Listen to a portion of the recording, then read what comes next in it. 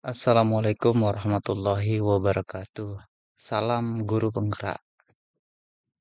Perkenalkan nama saya Ilham SPD. Saya adalah calon guru penggerak angkatan 11 dari SDN 2 Sigar Penjalin, Kecamatan Tanjung, Kabupaten Lombok Utara. Nah, saya akan menyampaikan sedikit kesimpulan tentang refleksi pemikiran Ki Hajar Dewantoro, modul 1.1 koneksi antar materi. Pendidikan dan pengajaran tidaklah sama. Pengajaran adalah bagian dari pendidikan. Pengajaran adalah proses pendidikan dengan cara memberi ilmu untuk kecakapan hidup anak, baik secara lahir maupun batin. Pendidikan yaitu menuntun segala kodrat yang ada pada anak-anak agar mereka dapat mencapai keselamatan dan kebahagiaan yang setinggi-tingginya, baik sebagai manusia maupun sebagai anggota masyarakat. Pendidikan menuntun untuk berkembang secara utuh agar mampu memuliakan dirinya sendiri dan orang lain serta menjadi pribadi yang mandiri. Apa yang Anda percaya tentang murid dan pembelajaran di kelas sebelum mempelajari modul 1.1? Nah, sebelum mempelajari modul 1.1 tentang pemikiran Ki Hajar Dewantoro, pembelajaran yang saya lakukan hanya mentransfer ketuntasan materi lebih penting daripada memahami karakter murid. Hanya menilai murid dari aspek kognitif dan psikomotor saja. Contohnya, jika nilai murid sudah di atas KKM, maka pembelajaran dianggap berhasil. Murid hanyalah sebagai objek pembelajaran. Pembelajaran hanya berpusat pada guru, teacher center.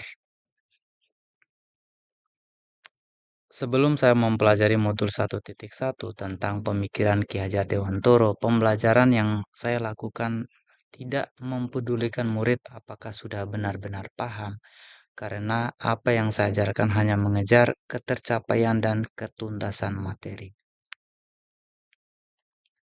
Saya hanya meminta siswa untuk menghafal materi. Kadang saya merasa gagal dan mengeluh jika banyak murid yang tidak tuntas setelah melakukan evaluasi. Nah, setelah saya mempelajari modul 1.1 tentang pemikiran Ki Hajar Dewantoro, saya menyadari bahwa apa yang saya pikirkan dan saya lakukan selama ini tidaklah tepat. Saya melaksanakan pembelajaran secara menyeluruh uh, dengan aspek pembelajaran dari kognitif, psikomotor, afektif, sosial, budaya, dan spiritual. Murid sebagai objek pembelajaran. Murid memiliki kebebasan berekspresi, mengemukakan pendapat, dan berkreasi. Setelah saya mempelajari modul 1.1, seharusnya saya sadari guru sebagai fasilitator pembelajaran. Guru harus tulus dan ikhlas dan penuh kesabaran. Guru harus mempelajari karakteristik murid sesuai dengan keunikan masing-masing. Guru memberikan kesempatan kepada murid untuk tumbuh sesuai dengan kodratnya.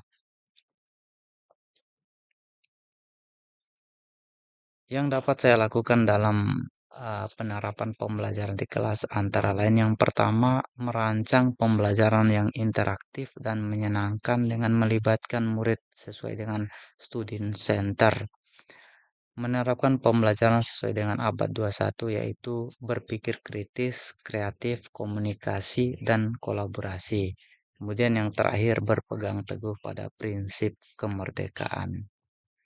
Pembelajaran tidak lagi menuntut tetapi menuntun bagaimana selanjutnya saya akan mengenali karakter dan latar belakang murid dengan menjalin komunikasi yang efektif. Baik, itulah ringkasan materi yang saya sampaikan. Mudah-mudahan ini bermanfaat untuk kita semua. Terima kasih. Wassalamualaikum warahmatullahi wabarakatuh.